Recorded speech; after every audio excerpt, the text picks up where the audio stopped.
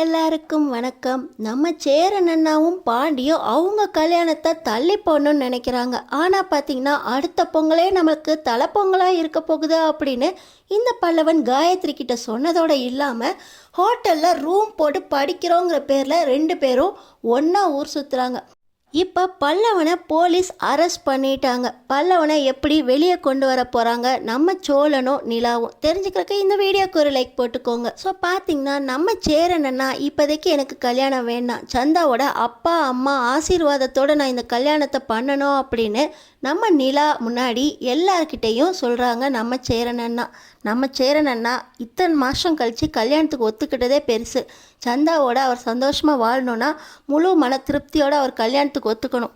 சரி, அவங்க அப்பா அம்மா சம்மதத்தோடய கல்யாணம் பண்ணிக்கிட்டோம் அப்படின்னு நம்ம நிலாவும் ஒத்துக்கிறாங்க. நம்ம சேரன் அண்ணா இப்போ சைட்டுக்கு போயிருக்கும்போது அவங்க பிரின்சிபல் கால் பண்ணுறாங்க.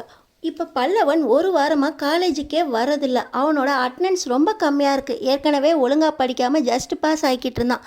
இப்போ அட்டனன்ஸும் இல்லாதனால அவனை நாங்கள் கண்டிப்பாக எக்ஸாம் எழுதுறதுக்கு பர்மிட் பண்ண மாட்டோம், நீங்கள் எங்களை நேரில் வந்து பாருங்க அப்படின்னு பிரின்சிபால் கால் பண்ண, அவன் இப்போ கூட எக்ஸாம் காசு அப்படின்னு சொல்லி என்கிட்ட வாங்கிட்டு போனானே, பொய் சொன்னானா அப்படின்னு மனசுக்குள்ளேயே ரொம்பவே கரைஞ்சு போகிறாரு சேரன் அண்ணா. இன்னொரு பக்கம் பார்த்திங்கன்னா பல்லவன் காயத்ரியோட வெளியே வர்றதை நம்ம சோழன் பார்த்துறாரு.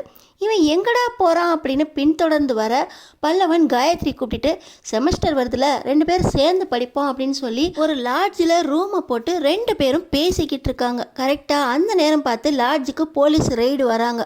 அந்த ரூமில் பார்த்திங்கன்னா நிறைய பேர் ஜோடியாக இருக்கா. இதில் நம்ம பல்லவனும் காயத்ரியும் ஜோடியாக இருக்கிறத பார்த்து என்ன பண்ணிக்கிட்டு இருக்கீங்க, இந்த வயசில் இந்த மாதிரி வேலையெல்லாம் பார்த்துட்டு இருக்கீங்களா அப்படின்னு அங்கே எஸ்ஐ திட்ட, அதெல்லாம் ஒன்றும் இல்லை சார், நான் எந்த தப்பும் பண்ணல, ரெண்டு பேரும் காலேஜ் ஸ்டூடெண்ட் படிக்கிறதுக்காக வந்திருக்கோம் அப்படின்னு சொல்ல, படிக்கிறக்கு உங்களுக்கு இந்த இடம் தான் கிடச்சிச்சா, வாங்க வாங்க ஸ்டேஷனில் வச்சு பேசிக்கலாம் அப்படின்னு சொல்லி காயத்ரியையும் பல்லவனையும் அரெஸ்ட் பண்ணி எஸ்ஐ கூட்டிகிட்டு போகிறாரு. இவன் என்ன பண்ணிக்கிட்டு இருக்கான், போலீஸ் வேறு வந்துருச்சா அப்படின்னு அங்கே சுதாரிக்கிறக்குள்ளே அரெஸ்ட் பண்ணி போகிறத பார்த்த உடனே நம்ம சோழனுக்கு என்ன பண்ணுறதுனே தெரில. டேய் எதுக்குடா ரூம் போட்டு இங்கே வந்து இருக்கா அப்படின்னு கேட்டாலும் நான் எந்த தப்பும் பண்ணலண்ணே அப்படின்னு சொல்லிக்கிட்டு இருக்கும்போதே போலீஸ் பல்லவனை இழுத்துட்டு போயிடுறாங்க. நம்ம சோழனுக்கு என்ன பண்ணுறதுனே தெரியல. அங்கே நிலாவுக்கு சேரன் அண்ணாக்கு எல்லாருக்கும் விஷயத்த சொல்லி நேராக எல்லாரும் போலீஸ் ஸ்டேஷனுக்கு வந்துடுறாங்க.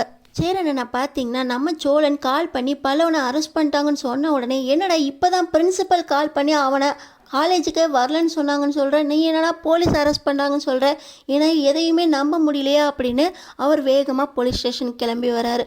நம்ம நிலா இப்போ தான் ராகவ் பிரச்சனையிலேருந்து வெளியே வந்து நிம்மதியாக வெளியே வேலை தேடிக்கிட்டு இருக்காங்க.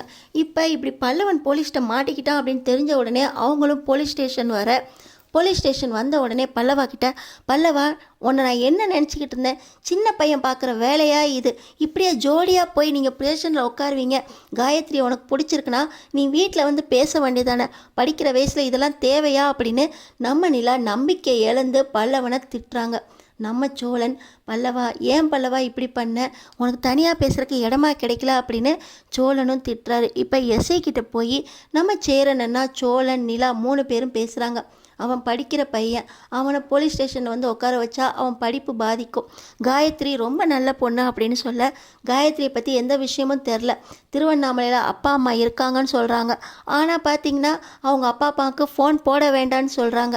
எதை நம்பி நான் அவங்கள வெளியே விடுறது, ரெண்டு பேரும் ஜோடியாக மாட்டியிருக்காங்க, படிக்கிற பசங்க செய்கிற வேலையா இது, நான் காலேஜுக்கு இன்ஃபார்ம் பண்ண போகிறேன் அப்படின்னு எஸ்ஐ சார் சொல்ல, நம்ம நிலா தான் இல்லை அவங்கள இந்த ஒரு தடவை மன்னிச்சிருங்க, அவங்க எந்த தப்பும் பண்ணாமல் நான் பார்த்துக்கிறேன் அப்படின்னு காயத்ரி கிட்ட பேச வராங்க. உன்னோட அப்பா அம்மா நம்பர் வேணும்னு சொல்கிறாங்க, அவங்களோட அட்ரஸ் கூட அப்படின்னு சொல்ல, திருவண்ணாமலை அட்ரஸை இந்த காயத்ரி கொடுத்து இந்த விஷயம் எங்கள் அப்பா அம்மாவுக்கு தெரிய வேண்டாம் அப்படின்னு சொல்கிறாங்க.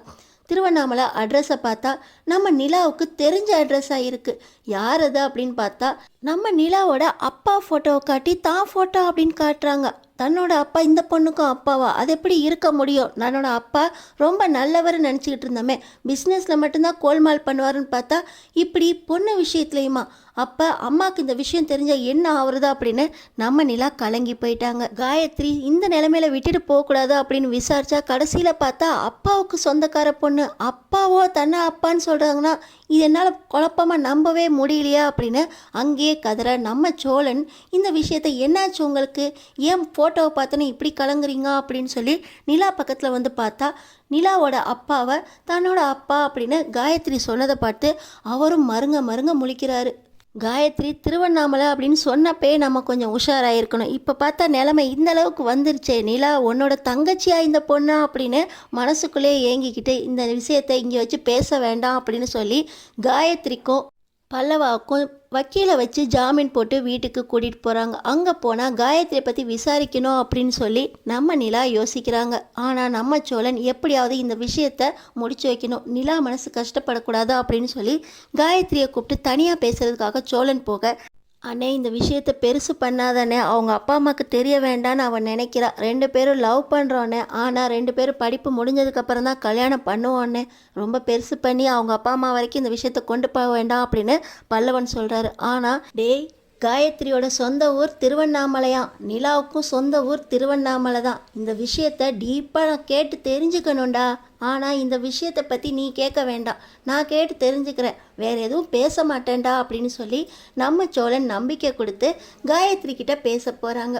காயத்ரி தன்னோட அப்பாவை பற்றி சொன்ன உடனே சோழன் அதிர்ச்சி ஆகிறாரு. அப்படி காயத்ரி தன்னோட அப்பா இவர் தான் அப்படின்னு சொல்லி அப்பாவை பற்றி என்ன சொன்னாங்க, நிலாவோட அப்பாவும் காயத்ரியோட அப்பாவும் ஒன்று தான், இந்த ரகசியத்துக்கே நம்ம நிலா உடஞ்சி போயிட்டாங்களே, இன்னும் இந்த விஷயத்த சொன்னால் நிலா என்ன ஆவாங்களோ அப்படின்னு சோழன் பயப்படுறாரு.